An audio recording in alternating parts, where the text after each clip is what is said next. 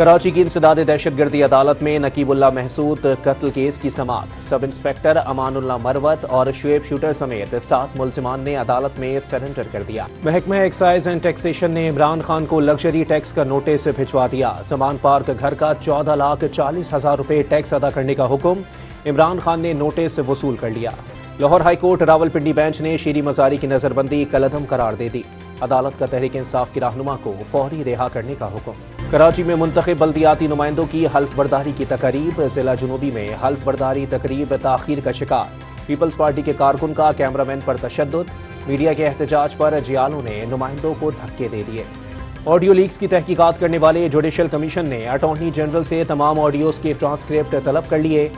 शामिल तमाम अफराद के नाम, पता और राब्ता नंबर्स भी मांग लिए। 24 मई से पहले जमा कराने की हिदायत। भारत की मकबूजा कश्मीर में गैर कानूनी कब्जे को कानूनी करार देने की कोशिश नाकाम।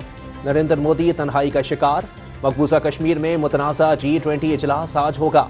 चीन का शिरकत से साफ इनकार। सऊदी अरब, तुर्किया और मिस्र का भी शरीक होने से इनकार। इजलास के खिलाफ कंट्रोल लाइन के दोनों अतराफ मुकम्मल हड़ताल। मीरपुर और मुजफ्फराबाद समेत आज़ाद कश्मीर के मुख्तलिफ शहरों में G20 इजलास के खिलाफ रैलियां। शुरका का आलमी बिरादरी से नोटिस लेकर इजलास खत्म करने का मुतालबा।